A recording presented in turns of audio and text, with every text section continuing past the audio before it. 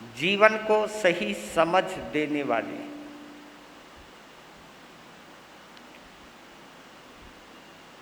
हमें हमारी भूलों की याद दिलाने वाले,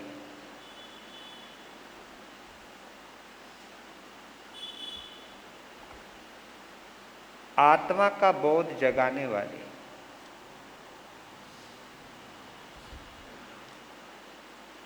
पवित्र कथा, प्रभु महावीर की कथा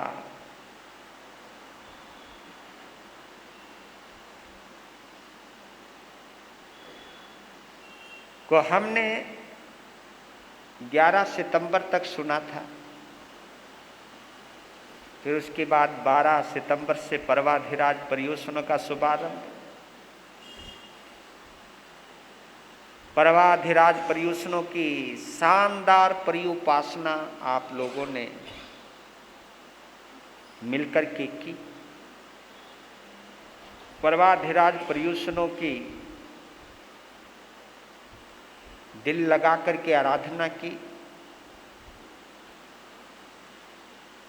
और जिन जिन लोगों ने इन पर्वों की आराधना की है किसी भी रूप से, दान, शील, तप और भावना के आधार से, उन सभी वीर आत्माओं को हृदय से बधाई देता हूं। चाहे वो यहां हैं, चाहे वो कहीं पर भी हैं।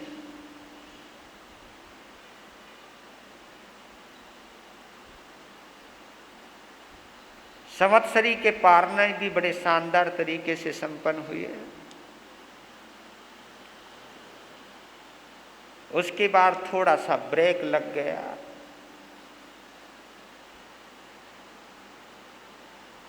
उस ब्रेक को ब्रेक करने के लिए ब्रेक को भी ब्रेक करना पड़ता है, तो उस ब्रेक को ब्रेक करने के लिए उपाध्याय भगवान की आज्ञा से और उनके आशीर्वाद से और आप सभी की दुआओं से आज से भगवान महावीर की पवित्र कथा का पार्ट 2 कहूँगा अब तो, क्योंकि बीच में ब्रेक आ गया तो पार्ट 2 बन गया, नहीं तो कथा तो एक ही है।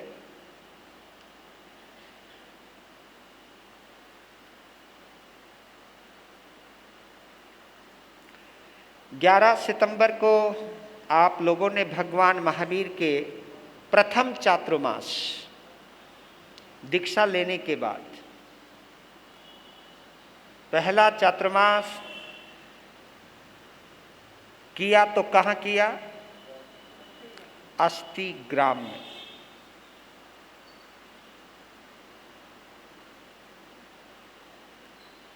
शूल पाणी यक्ष को फूल पाणी यक्ष में बदल दिया। हाथों में शूल थी, बाहर का चिन्ह तो नहीं बदल पाए, लेकिन अंदर का शूल निकाल दिया। शूल यानी कांटा, कांटा यानी गांठ,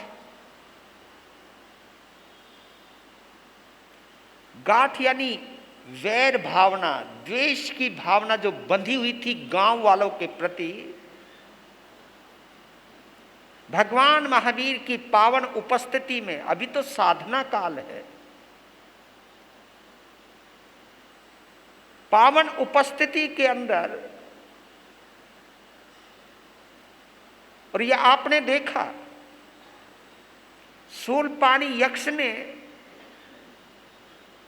जितने वर्षों में अस्थि ग्राम को कष्ट दिए थे, उतने ही कष्ट एक ही रात में भगवान महावीर को दिए।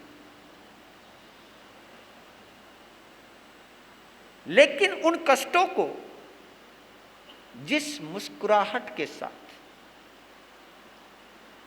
जिस प्रसन्नता के साथ भगवान महावीर ने सहन किए, वो प्रसन्नता, वो मुस्कुराहट शूलपाणि को बदल करके रख दिया। उसे पहली बार पता चला कि दर्द में भी कोई मुस्कुरा सकता है। उसे पहली बार पता चला कि कष्टों में भी कोई हंस सकता है। उसे पहली बार पता चला दूसरों का दर्द मिटाने के लिए अपने आप को दर्द में झोंक सकता है। कहां तो मैं दूसरों को कष्ट दिए जा रहा हूं, उन सभी का कष्ट मिटाने के लिए अपने आप को प्रस्तुत कर दिया। ये दिव्य आत्मा है कौन? ये भव्य आत्मा है कौन? तो जैसे जैसे द्वेष की आग शांत होने लगी, महावीर के सानिध्य का प्रभाव शूलपाणि यक्ष पर होने लगा और बदल गया। और एक घोषणा करी उस बंदे ने, क्योंकि अहंकारी था जब तक भगवान नहीं मिले थे। अहंकारी था तो निर्दयी भी था। ये एक बात नोट कर लीजिएगा आप, दो व्यक्ति निर्दयी होते हैं, एक स्वार्थी, चाहे वो कोई भी हो, एक स्वार्थी और एक अहंकारी। इनमें दया नहीं होती। वो किसी भी स्तर तक गिर सकते, कहीं तक भी गिर सकते।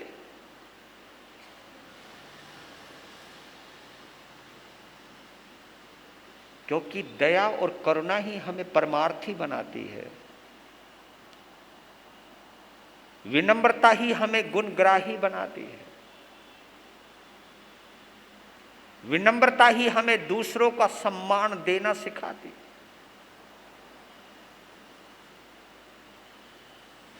तो सब कुछ बदल दिया, यानी अस्थि ग्राम को पुनः वर्धमानपुर गांव में बदलकर प्रभु महावीर ने चतुर्मास का विहार किया। अभी हम तो हैं, अभी हमने हमारा चौमासा पूरा नहीं हुआ, उनका तो हो गया, और उनके तो कई चतुर्मास पूरे हो जाएंगे इसी में।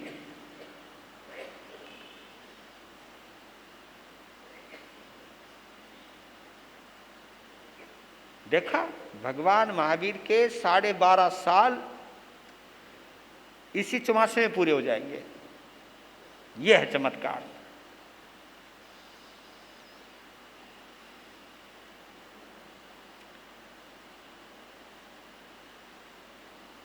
जैसे विहार किया प्रभु ने,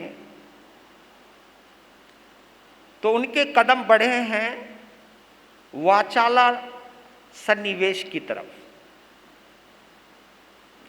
यानी दक्षिण वाचाला से उत्तर वाचाला की तरफ उन्होंने प्रस्थान किया।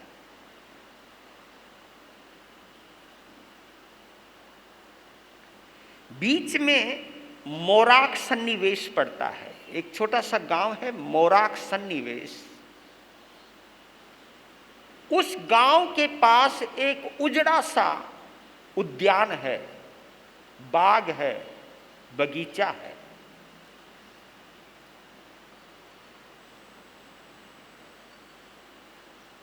उस उद्यान में जैसे प्रभु पधारे, ध्यान लगाया तो उन्हें अच्छा लगा होगा, तो वहां ध्यानस्थ हो जाते। तो गांव के लोग निकलते हैं, बढ़ते हैं, जाते हैं, तो देखते हैं कि कोई फकीर, कोई सन्यासी, कोई संत ध्यानस्थ हैं। तो गांव के लोग निकट आने लगे, उनकी ध्यान मुद्रा को देखने लगे। ध्यान मुद्रा के साथ उनके शरीर का जो सौंदर्य था, उस सौंदर्य को देख करके लोग कहने लगे, क्या क्या गजब है। उनकी सौम्यता, उनके शरीर से जो सुगंध निकलती है, क्योंकि शरीर भगवान जो तीर्थंकर होते हैं उनके शरीर से बहुत दूर तक सुगंध निकलती रहती है। और हर इंसान की अपनी बॉडी स्मेल होती है, हर इंसान की होती है, केवल भगवान की नहीं, क्योंकि भगवान का तो परम पवित्र शरीर है, शुद्ध और पवित्र परमाणुओं से निर्मित उनका शरीर है। हमारा शरीर तो फिर भी सदोष है, त्रुटिपूर्ण है, दोषपूर्ण है, लेकिन प्रभु महावीर के तो कितने शुभ्र परमाणुओं से बना होगा, आप अंदाजा भी नहीं लगा सकते।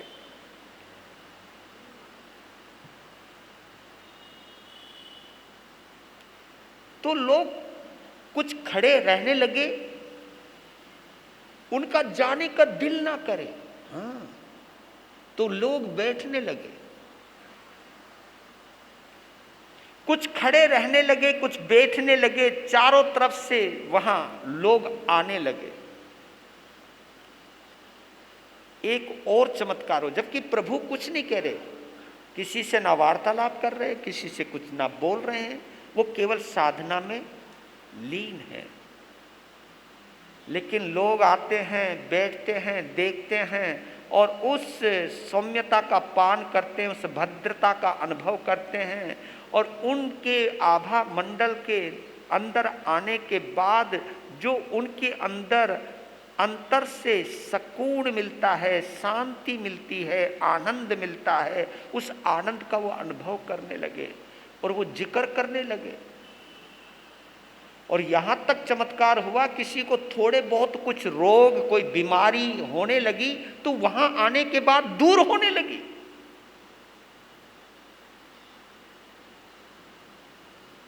उनके कुछ काम रुके हुए थे, वो काम होने लगे केवल दर्शन मात्र से, केवल उनके उस पवित्र वातावरण में आने मात्र से। फिर आदमी जिक्र करना नहीं भूलता। जैसे कोई पता लगे जहां जी महाराज बीमार, उनका चल मारो ये काम नहीं, चल, और जी लोग आने लगे और काम होने लगे।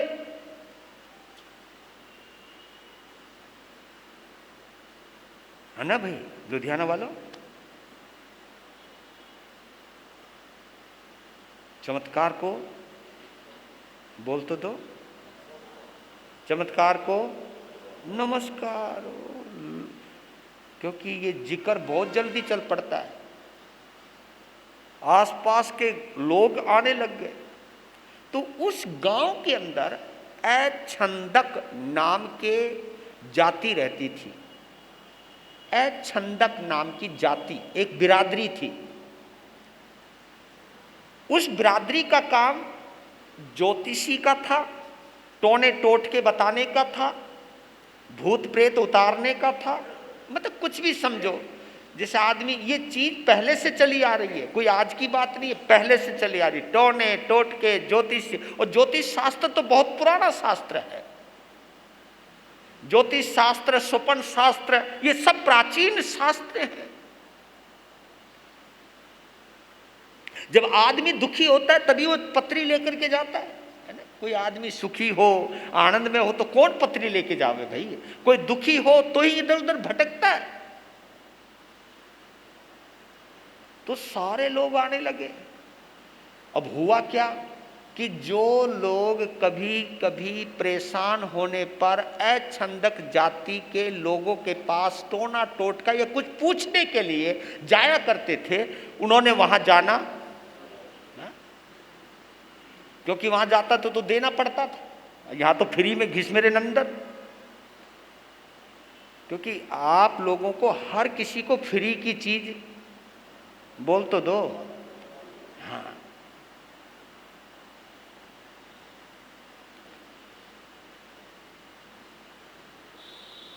जब लोगों में जिक्र हो गया, अरे इन ज्योतिषियों के पास, इन टोने टोटकों के पास जाने की जरूरत ही नहीं जी, यहां तो कुछ देना भी पड़ता, वहां तो कुछ देना ही नहीं। बाबा जी के दर्शन करो, काम हो गया। बाबा जी के दर्शन करो, सब काम। लोग आने लगे, उनको छोड़ने लगे। बेचारे वो लोग घबराने लगे। कौन? जिनका धंधा चलता था। मैं यहां दिखाऊंगा कि महावीर की क्या करुणा थी, महावीर की क्या मैत्री है।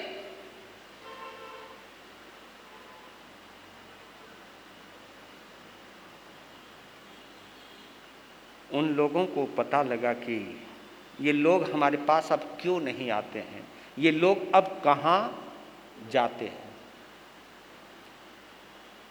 तो पता लग गया कि वहाँ जाते हैं और उनकी साधना चल रही है। भगवान महावीर के यहाँ साधना चल रही है, 15 दिवसीय उपवास चल रहे हैं, मतलब आप ये समझ लीजिए।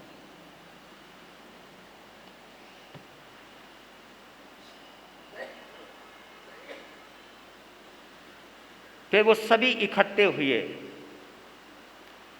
उन्होंने जब देखा कि वहां कोई नहीं है, तब उन्होंने पता लगे ले लोग कब कब वहां जाते हैं, क्योंकि उनके सामने हम जाएंगे तो अच्छी बात नहीं। हम तब जाएंगे जब वहां गांव का कोई ना हो, है ना। तुम लोग भी ऐसे ही करते हो, ये देखते हो कि महाराज के पास कोई बैठा तो नहीं है। अगर दिल की बात करनी हो, घर की बात करनी हो, है ना, कोई रिश्ते नातों की बात करनी हो, तो लोगों के सामने तो करोगे नहीं। तो तुम देखते महाराज जी कब अकेले हो। तो वो सब गए इकट्ठे होकर के, वो तो ध्यानस्थ थे। उन्होंने कहा, हे देवार्य, हे आर्य, हे महात्मन, हमें पता नहीं आपसे कहना चाहिए या नहीं कहना चाहिए। आप बहुत पुण्यवान हैं, आप महान साधक हैं, आपकी साधना को नमन करते हैं, लेकिन हम आज अपना एक दुख दर्द आपसे बयां करने आए हैं। आपकी अनुपस्थिति, आपकी उपस्थिति की वजह से, आपके यहाँ रहने की वजह से जो लोग कभी हमारे पास आते थे कुछ काम करवाने के लिए, उन लोगों ने हमारे पास आना बंद कर दिया है, क्योंकि सब काम आपके यहाँ दर्शन मात्र से सभी के काम हो जाते हैं। अगर कुछ दिन और रह गए बाबा जी, तुम्हारा धंधो चौपट हो जाए। आप तो साधु हो, यहाँ से कल चले जाओगे। हम साधु नहीं हैं, हम गृहस्थी हैं, बाल बच्चे वाले, हम कहाँ जाएंगे। अब देखिए यहाँ, जबकि महावीर सत्य के परम उपासक हैं, टोने टोट के अंधविश्वास को वो दूर करना चाहते, वो आदमी को कर्म पर ही लाना चाहते, लेकिन हर आदमी कर्म पे तो नहीं आ सकता। उस वक्त प्रभु महावीर की अनंत करुणा बतलाओ।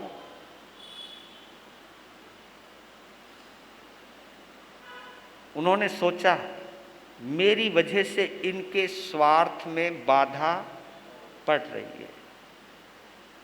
और एक उनका एक नियम था, मैंने आपको याद दिलाया, कि जहां मेरे रहने से किसी को भी तकलीफ होएगी तो मैं वहां नहीं रहूंगा। ये उनका नियम था। और ये तब किया था जब वो पहला उस आश्रम में, जब सबसे पहली झोपड़ी में उन्होंने साधना करी थी, जिस 12-15 दिन को छोड़ करके अस्थि ग्राम पहुंचे थे, वहां ये संकल्प किया था। और शायद आप लोगों को याद हो, ये आज भी कुछ नियम है हमारे पास। किसी घर के आगे कोई भिखारी खड़ा हो तो उसको लांग करके संत उसके घर में नहीं जाता। आज भी गोचरी का नियम है। किसी भी गृहस्थी के घर कुत्ता खड़ा हो, गाय खड़ी हो, तो उसको लांग करके आहार लेने नहीं जाता साधु। कोई दूसरा महात्मा वहां खड़ा हो तो उसको लांग करके अंदर नहीं जाता। ये हमारी करुणा है, ये प्रभु महावीर का दिया हुआ संदेश है कि किसी का हक मारना नहीं। तुम्हारे आने से किसी के बाधा पड़ रही हो तो वहां जाना नहीं। कितनी अनंत करुणा रही होगी प्रभु की। सेम यही स्थिति यहां पर आ रही है।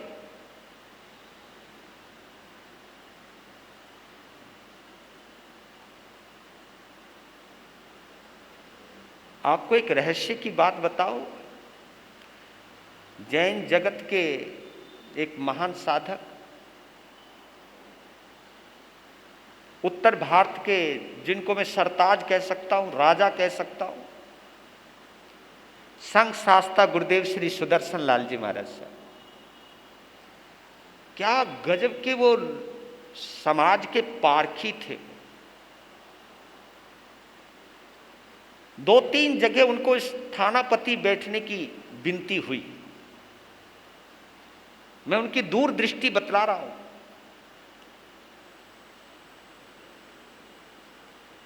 मैं उन क्षेत्रों के नाम नहीं लेता, पर लेकिन मुझे मालूम है किन किन क्षेत्रों में हुई। उनके थानापति बैठने की विनती हुई, लेकिन उन्होंने ये देख लिया कि इतने लोग मेरे थानापति बैठने के पक्ष में हैं, तो इतने लोग विरोध में भी हैं।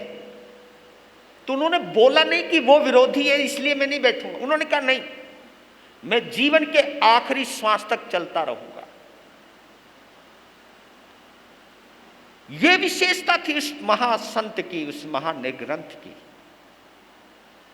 कि मेरे बैठने से थानक रुक जाए, थानक रुकने से किसी और संतों के आने का रास्ता रुक जाए, या समाज में कुछ ना कुछ विरोध हो जाए, मुझे नहीं चाहिए, ऐसी शांति नहीं चाहिए। क्योंकि मेरी उपस्थिति किसी की प्रसन्नता की वजह तो बने, लेकिन मेरी उपस्थिति की वजह से कोई दुखित ना हो। क्या करुणा थी। मैं उस संत को, ऐसे मेरे गुरुदेव भी थे, मैं अपने गुरुदेव को भी मानता हूं इस चीज में, वो समाज को, चेहरे को पढ़ लेते थे। समाज की नबज को जानने वाला संत जो होता है वही संत होता है। संत की 2 परिभाषाएं करता हूं। एक समय को जानने वाला हो, समय यानी आत्मा को जानता हो, समय यानी वक्त को जानता हो। और एक संत की परिभाषा वो करता हूं जो शांत रहता हो हर परिस्थिति में। क्या बोला मैंने?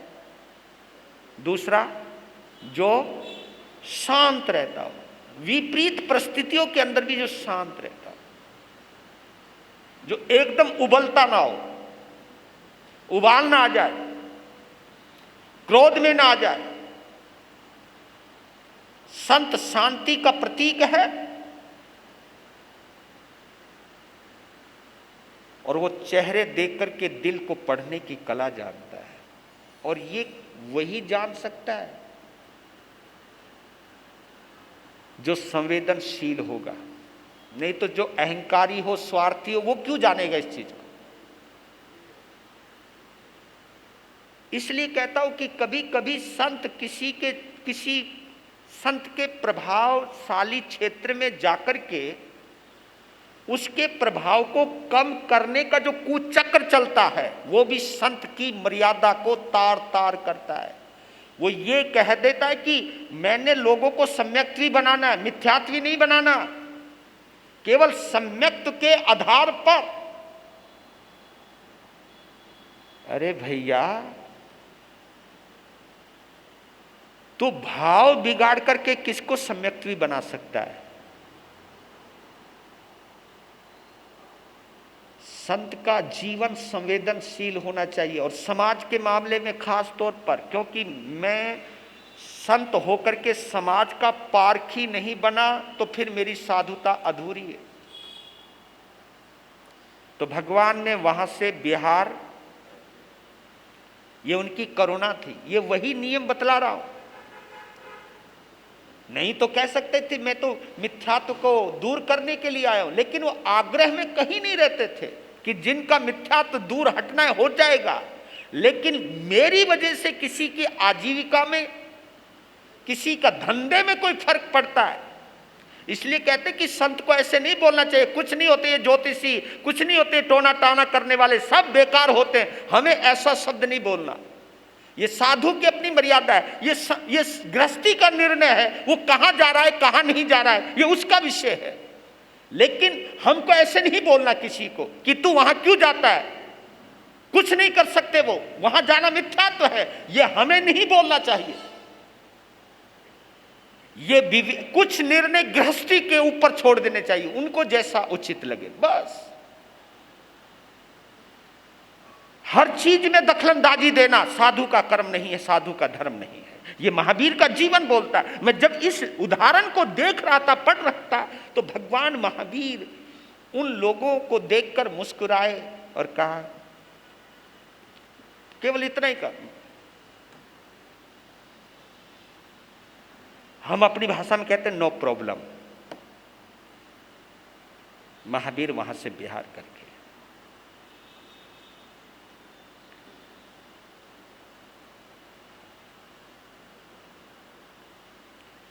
और वो 15 दिन हो गए थे, तो वहां उन्होंने 15 दिन के उपवास का पारणा किया, फिर आगे प्रस्थान किया। अब दूसरी महत्वपूर्ण घटना, जब उत्तर वाचाला की तरफ वो बढ़ रहे थे तो बीच में एक स्वर्ण बालुका नाम की नदी पड़ी। ये 13वां महीना चल रहा है भगवान की साधना का। स्वर्ण बालुका नाम की नदी पड़ी तो वह एक झाड़ी पड़ी, झाड़ी से गुजर रहे थे तो उनका देवदुष्य वस्त्र जो आधा पड़ा हुआ था तो स्वर्ण बालिका नदी के तट पर एक झाड़ी में उलझ गया तो शरीर से उतर गया। शरीर से जब उतरा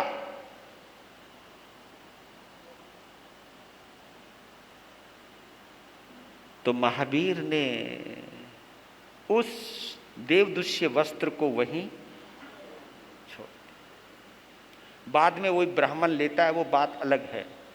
देवदुष्य वस्त्र का यहां से महावीर पूर्ण दिगंबर बने, जिसको हम नग्नत्व कहते हैं, पूर्ण दिगंबर। वो देवदुष्य वस्त्र जो आधा टुकड़ा था वो वहां 13वें महीने 13.5 महीने के बाद वो वस्त्र हटा है उनके यहां से। फिर आगे बढ़ चले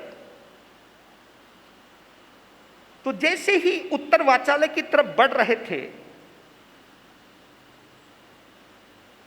तो एक रास्ता, 2 रास्ते थे, एक बड़ा रास्ता था, लिखा हुआ था एक बड़ा रास्ता और एक छोटा रास्ता। छोटा रास्ता कनकखल आश्रम के अंदर से होकर के जाता था, एक छोटा रास्ता था वो। तो उस छोटे रास्ते से चल पड़े महावीर। जैसे ही कुछ आगे बढ़े तो आसपास के गांव के ग्वालों ने और ग्वाले के बच्चों ने देखा कि ये महात्मा गलत रास्ते पर जा रहे हैं। तो उन बच्चों ने आकर के आगे खड़े हो गए, कुछ ग्वाले भी खड़े हो गए, आगे खड़े हो गए, क्योंकि वो नीचे गर्दन मतलब अपना वही 7 हाथ प्रमाण दे करके चल रहे हैं प्रभु महावीर। तो आगे रुको, ये रास्ता सेफ नहीं है, ये रास्ता सुरक्षित नहीं है। तो महावीर के चेहरे पर थोड़ी मुस्कान आई और उन्होंने आंख खोलकर उनकी तरफ देखा तो उन्होंने कहा कि आगे एक काला नाग दृष्टि विष, उस सांप को काटने की जरूरत नहीं। वो जिसकी तरफ आंख भर के देखने लग जाता है तो उसकी आंखों से अंगारे निकलते हैं, और जब वो अंगारे निकलते तो आदमी को देखते देखते जला देता है, भस्म कर देता है। और देखो दूर दूर तक कोई भी वृक्ष आपको हरा नजर नहीं है, सब ठूठ हैं, हरियाली खत्म, जमीन की भी और पेड़ों की सब हरियाली खत्म कर दी है। उसकी आंखों में आग है बाबा, आग। इधर मौत हजारों को मार चुका है, जला चुका है, इसलिए आप अनजान हैं, इसलिए हम आपको यहां जाने से मना कर रहे, बाबा इधर से मत जाओ। तो ये बात सुनकर के प्रभु महावीर के चेहरे पर मुस्कुराहट सी आ गई। जब वो मुस्कुराए, क्योंकि वो बता रहे थे, खबर वो दे रहे थे जिससे आदमी डर जाए, है ना। जैसे मैं भी तुम्हें कोई डरावनी बात बताऊं तो आपके चेहरे भी, ये देखने वाली बात है। कोई डरावनी बात बता रहा हूं तो आपके चेहरे पर भी वो डर आ जाता है। वो डरावनी बात बता रहे और महावीर मुस्कुरा रहे। मुस्कुराते का अभय मुद्रा बोलते हैं इसको। ये दो चीज मुद्राएं हैं, जैसे किसी को यूं कहना और मुस्कुराना, यानी ये अभय मुद्रा है। चेहरे पर क्रोध आना और मुट्ठी बांध लेना, किसी को देखकर आंखें लाल हो जाना और मुट्ठी बांध लेना, ये अभय मुद्रा है या प्रेम की मुद्रा है? कौन सी मुद्रा है ये क्रोध की जो मुद्रा है, ये मुद्रा वो है जो सामने वाला देखे तो आदमी, है ना। देखो मैं सच बतला रहा हूं, अगर मैं मुस्कुरा रहा हूं तो तुम भी मुस्कुराते हो। अगर मेरी आंखें लाल हो जाएं तो आप लोगों में भी कहीं ना कहीं भय का वातावरण बन जाता है। और महावीर का धर्म डराने का नहीं। इसलिए कभी कभी संत कह देते हैं ना, सावधान, मैं तुम्हें भस्म कर दूंगा। अगर ये संत बोलता है तो महामिथ्यात्वी है वो, अगर ऐसा शब्द का इस्तेमाल करता है तो। ये भाव आए तो भी मिथ्यात्व है, कहना तो बहुत दूर की बात है, भाव भी आए तो मिथ्यात्व है।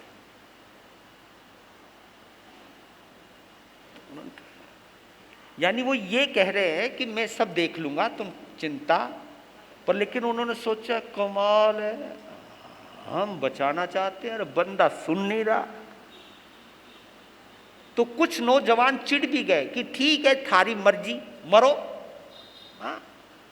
एक बाबा ने कहा ऐसा मत बोल, क्योंकि हर तरह के समाज में हर तरह की टिप्पणी करने वाले लोग होते हैं। उन्होंने कहा ऐसा मत बोल, ये महात्मा बहुत उच्च कोटि का है, बहुत उच्च कोटि का है। उस सांप को ये कील देगा, उस सांप को उस जहर निकाल देगा, ये वो संत है, वो महात्मा है। सबका अपना अपना अंदाज है। चल दिए और क्योंकि एक रेंज थी, उस जंगल की एक रेंज थी, उस रेंज तक ही लोग जाते थे, उससे पीछे पीछे रहते थे, उसके अंदर नहीं जाते थे। वो मालूम था रेंज में गए खतर, और भय था, पता नहीं कहां छुप के बैठा हो, कब देख ले, कब मार दे, ये डर था। पहले जाना ही छोड़ दिया, नहीं तो वो वाचालय की तरफ जाने का एक सबसे शॉर्टेस्ट, सबसे छोटा रास्ता था। लेकिन उस छोटे रास्ते पर वही कड़कखल नाम का आश्रम पड़ता था। उस आश्रम के बीच में से, क्योंकि आश्रम आधा इधर है आधा इधर है, बीच में से सड़क है, तो वो रास्ता जाता था। लेकिन लोगों ने वहां से जाना ही छोड़ दिया जब से चंडकोशिक सांप का आतंक हुआ था। और ये चंडकोशिक सांप किस तरह बना ये भी बतला रहा हूं। तो महावीर गए, एक बांबी है, बांबी एक रेत की ऊंचा सी बांबी है, एक बिल है, और महावीर उस बिल के सामने खड़े हो गए। और ऊंचे ऊंचे टीलों पर वो जवान, वो बच्चे, वो बुजुर्ग, वो सब खड़े हो गए कि आज एक आदमी को जलते हुए देखेंगे। क्योंकि आदमी बड़ा कुतूहल प्रिय होता है कि क्या होता है देखते। सबकी सांसें रुकी हुई हैं। प्रभु महावीर बांबी पर खड़े हो गए। उस वक्त चंडकोसिया आउटिंग पर गया हुआ था। आउटिंग समझते होंगे आप, थोड़ा सैर सपाटा करने गया होगा, इधर उधर घूमने घामने गया होगा। पर लेकिन सांपों के अंदर नाक बड़ी तेज होती है उनकी, तो वो दूर गया तो उसको वो जुड़ा हुआ रहता है बांबी से ही, बांबी का उसे पता रहता है। तो बांबी से कुछ मनुष्य की जब गंध आई तो आगे बढ़ता बढ़ता पीछे हट गया है, मेरी बांबी पर कोई खड़ा है, एकदम पलटा मारा और स्पीड पकड़ी और देखा ओ तेरे की आदमी खड़ा।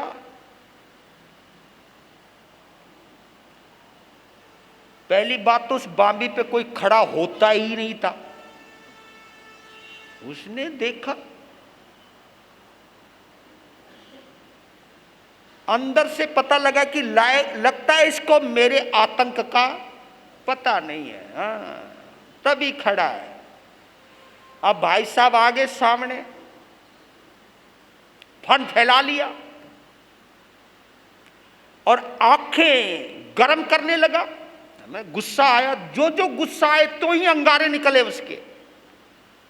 सूरज की तरफ देखा, आंखें गरम की और आंखों से अंगारे बरसाए।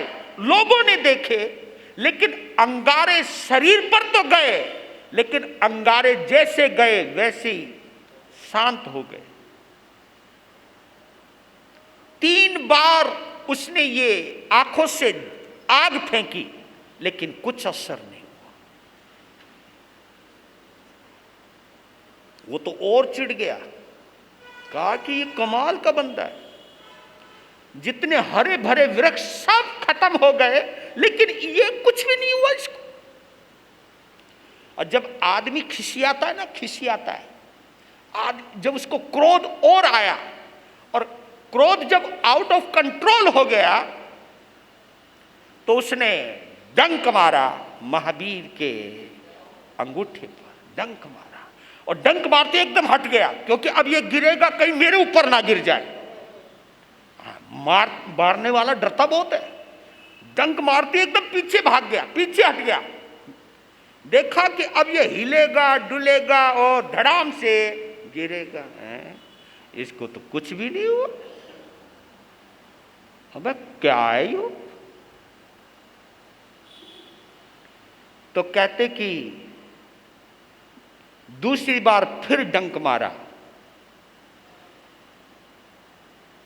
तीसरी बार फिर डंक मारा। तब भगवान कहते हैं, संबुज्जः चंडकोशिया, संबुज्जः चंडकोशिया, संबुज्जः चंडकोशिया। 3 बार डंक मारा, 3 बार यही शब्द निकले हैं भगवान मुख से। कौन से? संबुज्जः चंडकोशिया, यानी संबोधि को प्राप्त हो जा चंडकोशिक। हे चंडकोशिक, संबोधि को प्राप्त हो, जाग जा। संबुज्झ यानी जाग जा, जाग जा, होश में आ जा, शांत हो जा। कुछ भी अर्थ लगाओ, जाग जा, होश में आ जा, शांत हो जा। संबुज्झे के 3 अर्थ निकलते हैं, शांत हो जा, बोधि को प्राप्त हो जा, जाग जा। चंडकोशिया शब्द पड़ा उसके कान में। और आपको बतला देता हूं, वो सोचने लगा कि मेरे नाम को ये कैसे जानता है।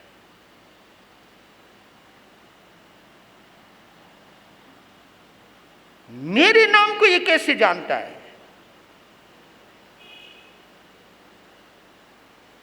और देखा, जैसे ही भगवान महावीर, क्योंकि जब काटा है तो खून तो मुंह में लगा ही है। और आपने एक चीज देखी हो, यहां पर एक मैं संवेदना वाला शब्द लेकर आना चाहता हूं। मैं आपको, अगर आप रियलाइज कर सकते हो, ये एक माँ कर सकती है, कोई जल्दी से और कोई नहीं कर सकता। बच्चा जब बहुत भूखा होता है, बहुत भूखा होता है, छोटा सा बच्चा, गोद का बच्चा जब भूखा होता है, माँ किसी वजह से बिजी रहती है, व्यस्त रहती है, बच्चा रो रहा होता है, गुस्से में आया हुआ रहता है, तो बच्चा माँ के स्तन को गुस्से में काट लेता है। लेकिन काटने के बावजूद भी माँ के दूध ही निकलता है। क्या बात है, ये माता का मातृत्व है। माता का मातृत्व इसको कहते हैं कि काटने, दांत लगाने के बावजूद भी अगर दूध निकलता है मां के स्तनों से तो ये मां का ही मातृत्व हो सकता है। तो सेम वही मातृत्व है प्रभु महावीर के अंदर से आया है, वही संवेदना महावीर के अंदर से निकली है। क्योंकि मां कभी अपने बच्चे पर गुस्सा नहीं करती, बल्कि उस वक्त ये सोचती है कि मैंने इतनी देर क्यों कर दी अपने बच्चे की भूख में मिटाने में। ये दर्द है, यही भावना एक नारी को मां बनाती है। नहीं तो क्या है, आम नारी में और एक मां में यही तो अंतर है। इसलिए कहते कि जब तक नारी मां नहीं बनती है तो अंदर का मातृत्व पैदा नहीं हो सकता है। तो मातृत्व पैदा करने के लिए एक नारी का मां होना बहुत जरूरी है। मां बने बिना वो मातृत्व भाव आ ही नहीं सकता उसके अंदर। इसलिए नारी अधूरी रह जाती है बिना मां बने, और बिना शांत हुए साधुता अधूरी रह जाती है। मेरे कहने का भाव यह है कि बिना मैत्री भाव के आए हमारी साधुता अधूरी है। हम बेशक से कितना भी भगवान महावीर का नाम लेते चले जाए, लेकिन अगर हमारे अंदर मैत्री भाव नहीं है, सभी के प्रति प्रेम भाव नहीं है, तो हमारी साधना अधूरी है। हम महावीर के संत हैं ये कहने का हक हमें नहीं है। जो साधु भेदभाव करे वो महावीर का साधु नहीं होता, और जो संतों में भेदभाव करे वो महावीर का श्रावक नहीं। ये अंतर से समझ लेना आप। जो संतों में भेदभाव करे वो महावीर का श्रावक नहीं होता, और जो साधु साधु में ये श्रावक श्रावक में भेदभाव करे वो साधु नहीं होता प्रभु महावीर का। ये हमें मान लेना चाहिए, और जब तक इस सत्य को हम नहीं मानेंगे तब तक हमारी साधना अधूरी रहने वाली है।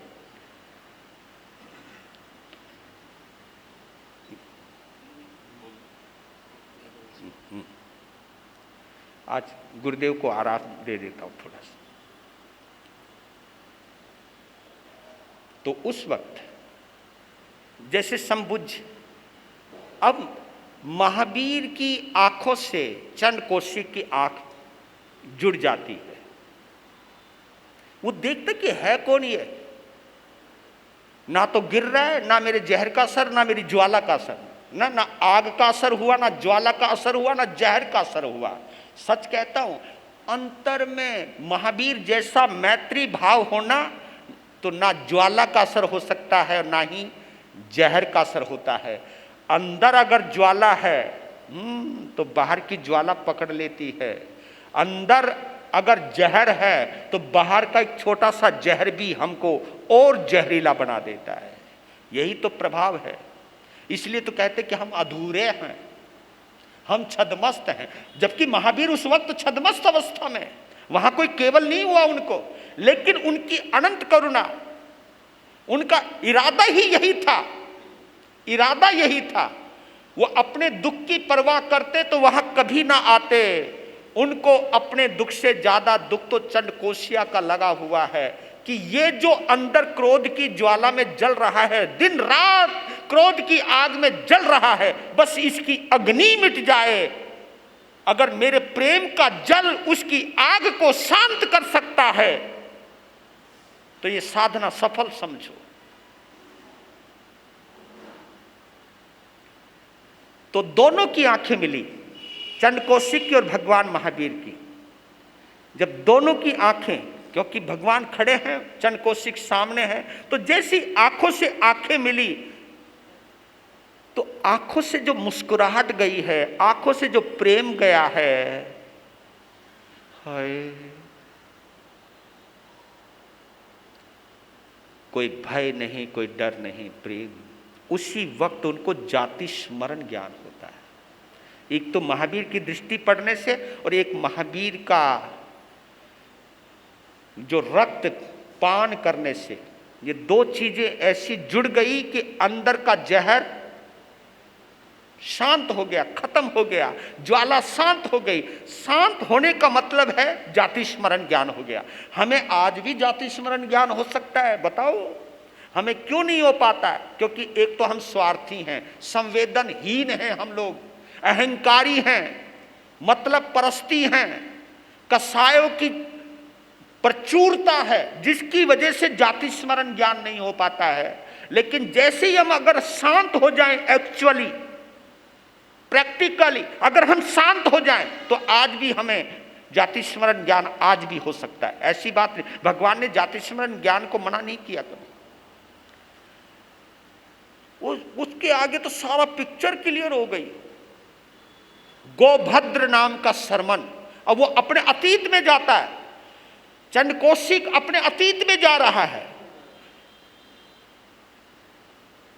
कि 2 जन्म पहले में गोभद्र नाम का एक सरमन था, और सरमन भी इतनी उच्च कोटि का जो मांस खमन करने वाला, पारना करने वाला महाश्रमण, जो मांस खमन यानी महीने का उपवास करता, फिर पारना करता, पारना करती फिर मांस खमन करता, मांस खमनधारी सरमन गोभद्र सरमन था। ओ तो उस वक्त का दृश्य उसे याद आया कि मैं वहां से यहां कैसे पहुंचा। जैसी वो याद आने लगी घटनाएं कि गोभद्र जब सरमन था, मेरा एक शिष्य भी था, मैं आहार के लिए जा रहा था, रास्ते में बरसात हुई, रास्ते में एक मेंढकी छोटी सी मेंढकी पाँव के नीचे आके मरी। कई लोग कहते कि मरी हुई थी, लेकिन कई कहते कि मर गई थी, मतलब कोई अन्यमनस्कता रही होगी।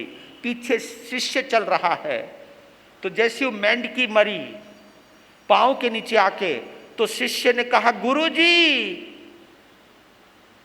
मेंढकी मर गई, आप देख के नहीं चल रहे थे, जीव मर गया, पंचेंद्री जीव मर गया, प्रायश्चित करो। पारने में जा रहे थे, मूड खराब कर दिया। और कभी कभी है ना, ये गुरुओं को अहंकार भी हो जाता है। हाँ? मैं गुरु हूं, यही पर्याप्त है अहंकार के लिए। मैं गुरु हूं, यही पर्याप्त है अहंकार के लिए। मैं बाप हूं, यही पर्याप्त है क्रोध आने के लिए। मैं मालिक हूं, यही पर्याप्त है अहंकार को पैदा करने के लिए, और कुछ ज्यादा जरूरत नहीं पड़ती। जब गर्म नजर से देखा ना चेले को, चेला डर गया। गुरु जी के पेट में वैसे चूहे कूद रहे होंगे, पारने के लिए वैसे जा रहे हैं, और ये इस समय ठीक नहीं बोलना। शांत हो गया, पीछे पारना हुआ, आगे होके शाम के वक्त प्रतिक्रमण हुआ। प्रतिक्रमण के बाद जब आखिरी प्रत्याख्यान, गुरु जी हमने सुबह से कुछ नहीं बोला, लेकिन हमारी आत्मा बोलती। और जबकि चेला बेचारा बहुत विनयवान था, उसके मन में कोई गुरु को चिढ़ाने के भाव नहीं थे, गुरु को प्रायश्चित करवाने के भाव थे। क्योंकि गलती किसी से, मेरे से भी तो हो सकती है। अगर मेरे से गलती हो जाए और हमारा कोई छोटा संत अगर हमको भी कुछ समझाता, गुरु जी ये गलती हो रही, तो मुझे सुनना चाहिए। क्योंकि अगर जिस वक्त शिष्य मेरी गलती को पकड़ रहा है, तो वो मेरा शिष्य नहीं, उस वक्त वो मेरी गुरु की भूमिका के ऊपर आ गया है। क्योंकि जहां मैं गलती कर गया, जहां मैं प्रमाद कर गया, वहां मैं छोटा हो गया, और मेरे प्रमाद की जिसने भी याद दिला दी वो मेरा गुरु हो गया। तो गुरु शिष्य भी बन जाता है, शिष्य गुरु भी बन जाता है, ये हमें मान लेना चाहिए। जिस समय हमारी गलती को कोई जगाए, बताए, समझाए, वो शिष्य भी क्यों ना है, वो हमें अपने गुरु की दृष्टि से देखना चाहिए। तो गुस्सा गया, कहा कि गुरु जी प्रायश्चित कर लो, वो मेंढकी मरी थी।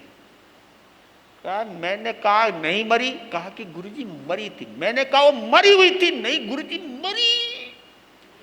मैं बताता हूं तुझे कैसे मरी। तो वो दौड़ पड़े उसे मारने के लिए। कहते कि खंभा आ गया रात का अंधेरे में, खंभे में टकराया बम्बा, वहां बम्बारमेंट हो गई, सिर फट गया, संत मर गया। लेकिन कहते कि वो ज्योतिषी देव बनते हैं, वहां से मर के वो ज्योतिषी देव बनते हैं।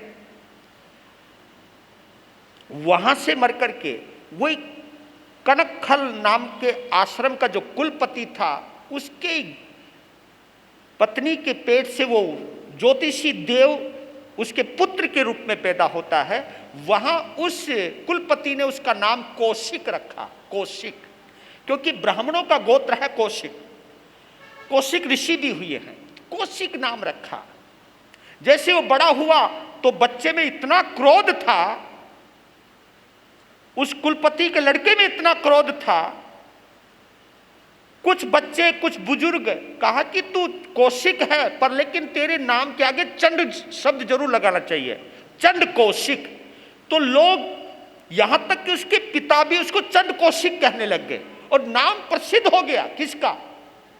उस कुलपति के लड़के का नाम चंड कौशिक प्रसिद्ध हो गया। गुस्सा बहुत था उसके अंदर। तो कहते कि एक बार श्वेतांबिका नगरी के कुछ राजकुमार उस आश्रम में आए, वहां की पुष्प वाटिका में पुष्प फूल तोड़ने लग गए और देख लिया उसने, चंड कौशिक ने कहा कि फूल नहीं तोड़ने का। राजकुमार थे, कहा कि तोड़ेंगे, क्या करेगा? फूल तोड़ने लग गए। कहा कि मानोगे नहीं। तो एक कहते कि कुल्हाड़ा लेकर उनको मारने के लिए दौड़ा चंड कौशिक,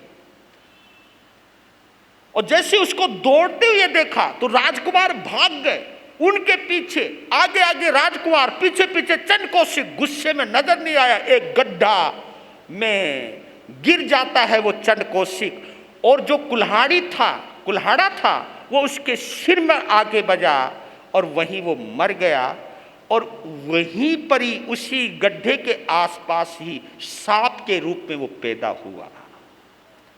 जो चंड कौशिक सांप है, चंड कौशिक सांप का नाम नहीं है, चंड कौशिक कुलपति के लड़के का नाम था। और उस नाम को भगवान महावीर ने पुकारा। तो अपनी इस अवनति की कथा को जब अपने जाति स्मरण ज्ञान में देखा, चंड कौशिक ने, ओ तेरे की, मैं कहां से कहां आ गया, कहां जाना था, कहां पहुंच गया है। तो कहते कि वो चंड कौशिक कृतज्ञ भाव से प्रभु महावीर के चरणों में लिपट गया, देखने लगा और आंखों से आंसू आने लगे और एक संकल्प कर लिया कि इन नजरों से भरकर किसी को नहीं देखूंगा। दो बातें हैं इसके अंदर कि मैंने जिस भगवान को देखा है इसके अलावा आगे से किसी को देखना ही नहीं। पहली बात तो यह है यहां पर कि बस अब और किसी को नहीं देखना। मन्यवरम हरिहरादय एव दृष्टा दृष्टेषु येषु हृदयम तो तोस्मेति किम विकसितेन भवता भुवियेन नान्य कश्चिन मनोहरति नाथ भगवान तरेपि। ये वो चीज भी है यहां पर। ये चीज महसूस करो तो कि मैं भगवान को देखने से पहले दुनिया को देख लेना चाहता हूं, दुनिया के लोगों को देख लेना चाहता हूं, लेकिन जब मैं भगवान को देख लूं फिर मुझे किसी और को देखने की जरूरत नहीं। पहला तो ये। फिर ये देखा कि मेरी आंखों से लोगों को डर लगता है तो भी मैं नहीं देखूंगा। तो मुंह डाल लिया बांबी के अंदर और सारा शरीर डाल दिया पीछे। तो कहते कि दूसरे दिन लोग आए, देखे बाबा तो सुरक्षित है, सांप भी वहां है। पहले तो डरे सांप, लेकिन देखा कि मुंह तो अंदर है। ये लोग बड़े गजब के हैं। गुंडा जब तक गुंडा रहे तो लोग डरते हैं, और गुंडा अगर सुधर जाए तो फिर लोग डराते हैं। बस का जमाना क्या बात, पूछो ही मत जी। तो कहा कि सांप का मुंह तो अंदर है। तो लोगों ने दूर से कंकड़ मारे, भगवान की उपस्थिति में कंकड़ मारे, देखा कि कुछ नहीं। फिर लिकड़ा सा चलाया, कुछ नहीं। औरतें भी आ गई, कहा कि ये तो वास्तव में नाग देवता बन गया। देवता बन गया तो कोई खीर चढ़ाने लगा, कोई हलवा चढ़ाने लगा, और वहां पर चींटियां आने लगी, चींटियां खाने लगी। लेकिन देखो रे, महावीर का असर देखो।